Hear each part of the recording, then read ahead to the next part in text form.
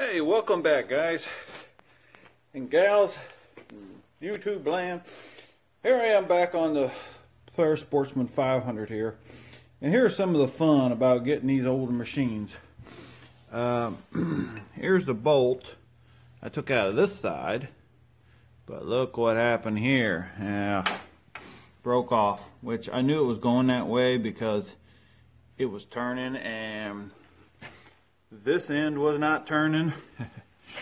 So I tried to soak it. I tried heat, had my torch right there, tried heat. Nothing was doing nothing. So I was like, well, I'm gonna have to break it off. Now I gotta try to pry this thing off of here. And I think I think the biggest issue is not over here, but I think it's inside here. This aluminum sometimes and rust, and it'll just get seized. So I pried a BB blaster. When it was hot, I put it on there and trying to help break it. Well, it get on there pretty tight. So I'm going to work on that. That's what I'm working on now. So I'll bring you along here for a bit. And I got a few minutes here, and we're going to try to get that off of there. Hey, welcome back, guys. Well, I couldn't get that thing off of there. If you can see where it broke off, I could not get that out. I tried everything. So I didn't want to try to put two more parts and stuff into it. So I squeezed these together and I went ahead and put the new brakes in here. Now I'm hoping that it all works. And it seemed like it went back okay. So now these broke off on me. Let me bring you over here. There's what's left of it. It snapped it. Actually, I was trying to hammer that off. That's that thing. That thing just it should just slip off there. I don't know if you can see it or not. See, it's that. And boy, it don't want to come off. And so I broke that off. So then I moved this one over to here, and that broke off. So I need bleeders. So I'll just get the bleeders. I'll get those. I'm sure that's something that is available. So that's what I did. I'm going to do here is I'm going to weld a washer or something on here, just in case this thing ever decides to want to come off. That'll be holding it together. So I'm just going to weld that back and leave well enough alone for now. You can get into these, sometimes the things, a whole lot of stuff.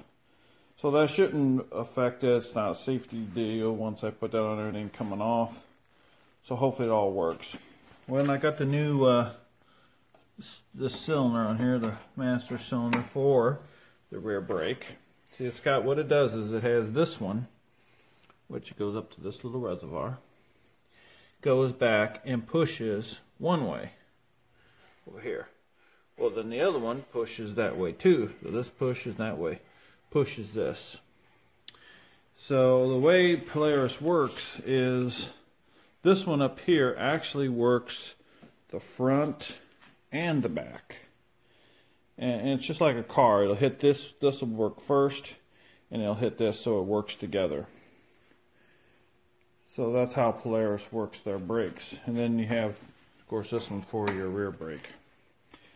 So that's where I'm at there. I got two, I'll just catch you up to date here. I got the new starter in. I put the new gears in here.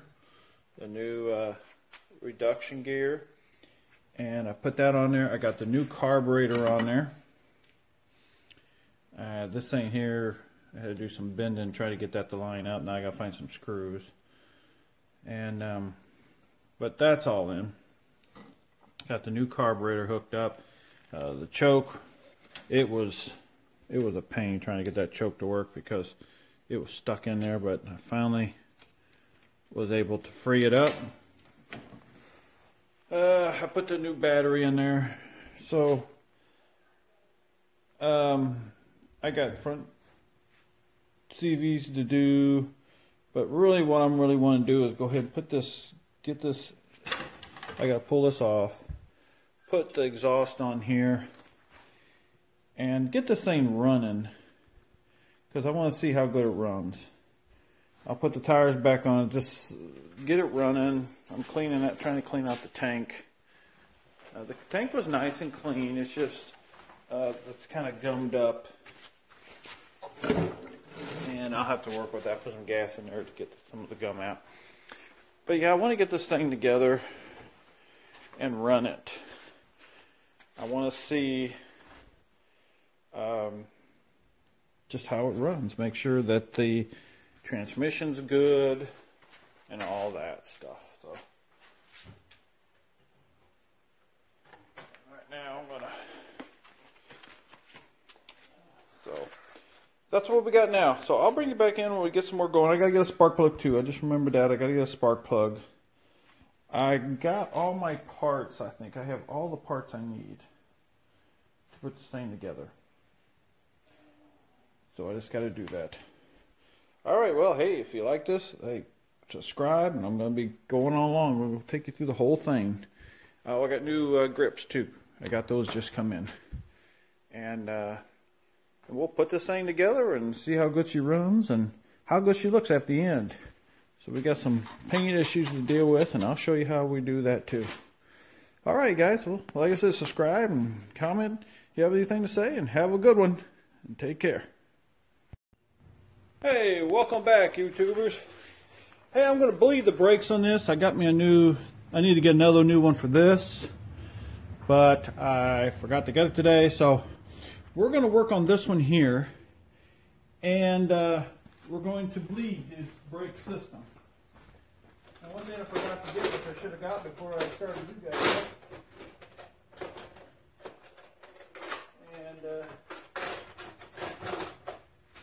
and I'm going to show you how to use this little bottle. You see this little bottle here? It's for bleeding brakes. It makes it really simple, I think, and I've used it a number of times, especially with these ATVs. Sometimes they don't like to work like a car. They work a little differently. This seems to work pretty good. So what you do is you put a little bit in the bottom. Whoops. So you get all the junk on it. Get a little bit of that in the bottom.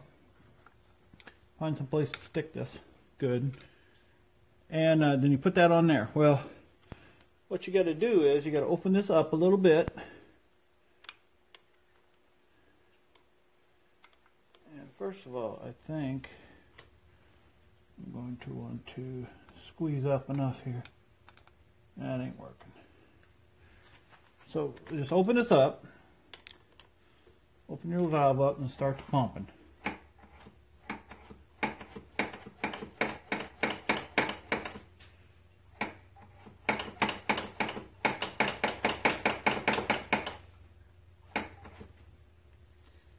Let's see, it's supposed to do, but let's tighten it up here. I think I'm getting some air from somewhere else here, from the screw itself. Okay.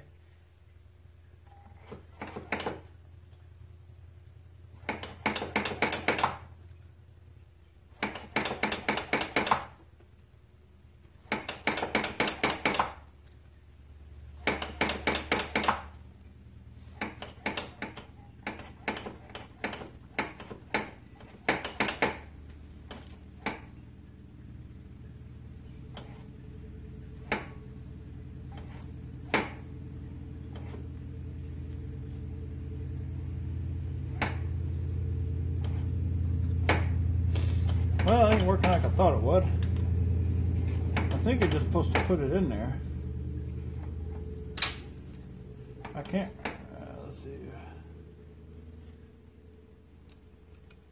Okay, I'll have to pull you back on and see what's going on here.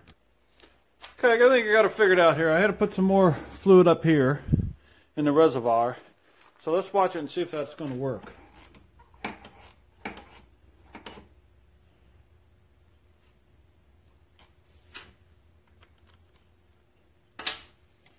Right one here.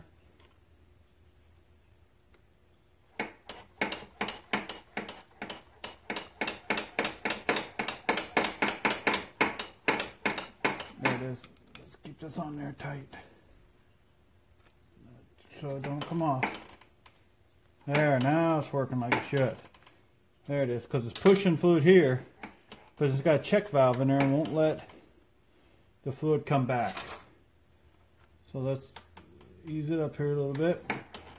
Get all the air out of it. It's trying to suck air up here because the thing's too short on me. Let's do that. Maybe I'll tighten it up. There we go. Let me loosen it up. I think that's it. There it is. She's tightened up. This is getting a little low, so what I do is tighten this up. I take what's left in here, and you can put it back into here. Generally, it's good enough to put back in here. I clean it out each time because where I store it, it's clean. Where I store it, I don't want it to leak all over the place. But that's how you do it today. So what it does is it's got a check valve in here, so it lets the air through, but then won't let the fluid go, the air come back. So it's a check valve, goes down, and when it does get all the air out, it just sucks fluid up, which puts it up the line. Works great. So I just wanted to show you that. I thought that really handy to do, and especially on these quads. It takes a little more sometimes to get them to work. So okay, hey, I hope this worked out, and then this will be the next line and on the thing, on the Polaris, and I'll probably get back with you and do a little more here in a bit. Okay guys, here I'm with the gas tank. Looked at it and it looked all plugged up. I don't know if you can see that on there, but that thing's just completely plugged up. Well, I could just blow air through it, but here's the problem. It'll blow this screen right off. So the screen won't be good for anything. So, and keeping junk from getting the carburetor is so important. So I get a bit that just fits in there. See how that junk in there? I don't know if you can see that or not. There's a bunch of junk. So just use that bit and just gingerly go up in there and try to get that dirt out of there. There, see? Kind of busted through. And you can kind of tap it on the ground there. See, and that's one way you can get that cleaned out without destroying that screen. The screen comes to happen. Now I got another one there too to do this with. I'll go ahead and pull it off of here. It goes on the bottom of this. Oh, got the wrong wrench. Guess it don't matter which one goes where. The long one goes to the short side there. See there? That's for the first one. And then the other one's reserve. That's so when you're out, you don't get stuck. Now this one's clogged up too. I don't know if you can see that or not. Yeah, maybe I'll see that there. Yep. We're going to do the same thing with it. You just get your drill, kind of, see I'm doing it by hand. Because I don't, oh, there it is. I broke it through. So try to clean it out best you can. Tap it on the ground here. And then, let me grab my other stuff.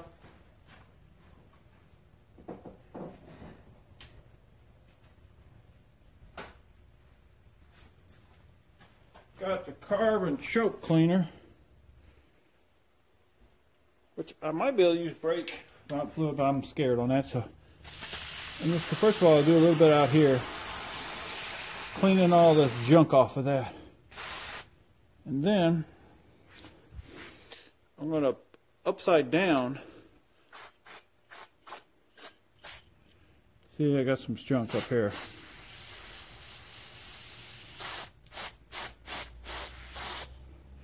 Got a lot of crap on the ground here. Hold on.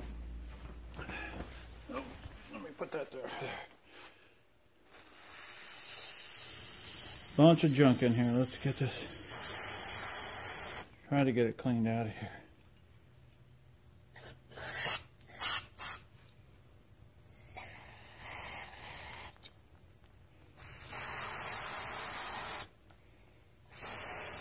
Messed up on that. I shouldn't have done that.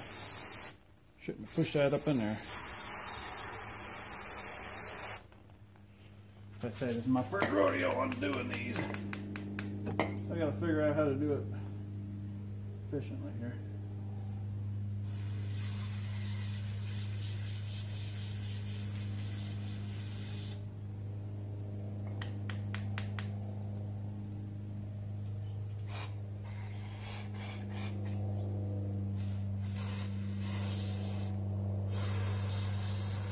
I wish there was a way to get that off of there. Wish I could get that screen off of there. I destroyed it.